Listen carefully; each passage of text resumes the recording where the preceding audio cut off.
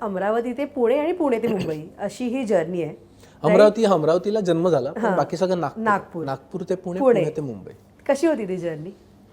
दुसऱ्या क्षेत्रात असतो तर ती थोडी सोपी गेली असती, कारण I am introvert, I am shy. आणि अचानक जेव्हा या क्षेत्रात जिथे लाईट असतात, सगळे लोक तुमच्याकडे बघत असतात, तर मी अजूनही जेव्हा कुठेही एंट्री करतो तर मी आपलं शांतपणे जातो, ज्या व्यक्तीला भेटायचं असं तिला भेटतो आणि नंतर इंटरव्ह्यू चालू होतो. पण खूप पुण्याला जेव्हा मी गेलो, म्हणजे नागपूर टू पुणे हा प्रवास, म्हणजे प्रत्येक शहरात थोडा त्रास झाला आणि नंतर त्या शहराच्या प्रेमात पडलो. पुण्यात जेव्हा पहिल्यांदा गेलो होतो तेव्हा एकतर आम्ही क्लोजनेट फॅमिली, 4च लोक आमच्या घरी, मी, आई बाबा, गौरव आणि आजी आजोबा असायचे, म्हणजे यवतमाळ असायचे. सो पुण्याला जेव्हा पहिल्यांदा आलो तर it was a rude shock की अरे घरच्यांपासून लांब पहिल्यांदा येतोय. त्यामुळे ते पहिले 3-4 महिने खूप डिफिकल्ट गेलं मला सेटल व्हायला. पण नंतर तिकडचा कल्चरल ग्रुप भेटला, पुण्याचं माझं कॉलेज. मी सगळ्या इंटरव्ह्यूमध्ये एक कोणीतरी कुचकट आरजी असं म्हणाला पण होता, अच्छा तुला सांगायचं आहे का की तू इंजिनियर आहे? म्हणलं हो. आणि मी COEPचा इंजिनियर, माझं प्रेम आहे खूप कॉलेजवर माझ्या. सो तिथे 3-4 महिन्यांनी जेव्हा मला इंटर कॉलेज ड्रामा कॉम्पिटिशनमध्ये भाग घेतला मी, आणि तिकडे जेव्हा कल्चरल ग्रुप सापडला तेव्हा एकदम एक वेगळं बॉन्डिंग झालं. आणि आज पण ते बॉन्डिंग तसंच आहे, नुसतं मित्रांसोबत नाही, ते वास्तूसोबत पण, COEPच्या. सो तिथून खूप फायदा झाला. आणि दुसरा प्रॉब्लेम असा व्हायचा मला की ना, माझी मराठी ही नागपुरी मराठी आहे, बरोबर, विच इज डिफरंट. पुण्याची मराठी पूर्णपणे वेगळी आहे. नागपूर आणि पुणे असा स्टार्क डिफरन्स आहे बोलण्यात. करेक्ट. आज पण मी जेव्हा बोलतो त्या थोड्या वेळाने कळतं की तू नागपूरचा वगैरे असं होतं, काही काही शब्द, काही काही लहजा.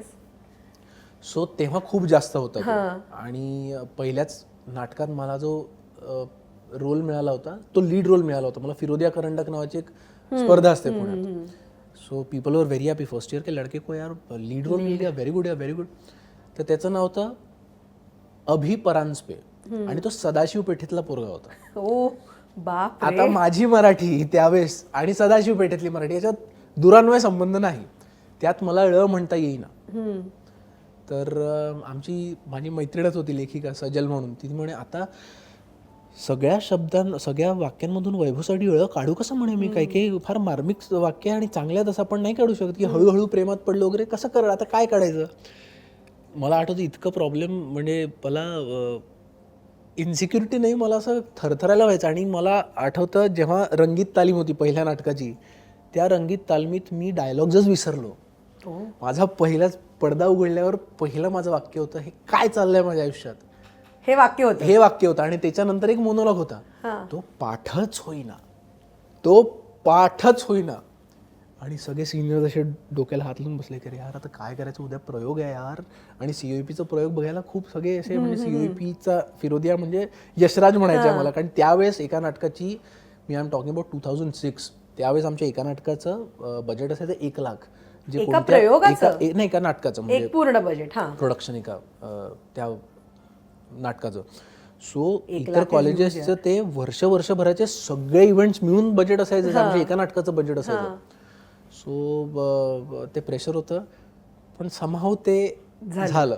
आणि आम्हाला पहिलं बक्षीस मिळालं कॉलेजला. ऑफकोर्स मला काही ॲक्टरचं प्राईज नव्हतं मिळालं फर्स्ट इयरला, पण एक तो कॉन्फिडन्स आला. आणि तिथून मग ग्रॅज्युअली रुळलो मी, मला असं वाटतं. पण दॅट वॉज डिफिकल्ट. म्हणजे त्याच्यानंतर मला आठवतं, मी आजतागत त्या अनुभवामुळे मला सेटवर डायलॉग वगैरे मी असा हात जोडतो, मला प्लीज आधी माझे डायलॉग द्या. कारण मला सगळ्यात महत्त्वाची गोष्ट असं वाटतं की as an actor it is very important for you to be thorough with your lines. म्हणजे पाठांतर चोख असलं पाहिजे, त्याच्यानंतर मग तुम्हाला काय करायचं आहे. कारण मी त्या स्कूलचा नाही आहे की नाही सेटवर लाईन्स, अरे मग ते स्पॉन्टेनियस वाटतं वगैरे. नाही, ॲडिशन्स वेगळा प्रकार आहे, तुमचे पाठ आहे का वाक्य. सो त्यामुळे जेव्हा सिरियल करायचो तेव्हा खूप एक वेगळंच दडपण असायचं, कारण सेटवर डायलॉग मिळायचे. मग वैभव शांत असतो, कारण वैभवला भीती आहे पाठांतराची. वैभव पाठांतर करतोय तिकडे. पण आता तू एकदम क्लिअर बोलतोस ना, सरावाचा भाग. मी प्रत्येक इंटरव्ह्यूमध्ये सांगतो की आमच्या सिनियरनी मला पळापळी हा रताळ्याचा खेळ नसून केळ्याचा खेळ आहे असं मी रोज ते 15 मिनिटं तेच वाक्य फक्त बोलायचो.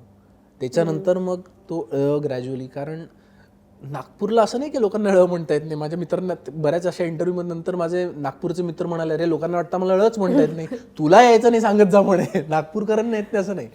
मला यायचं नाही ळ.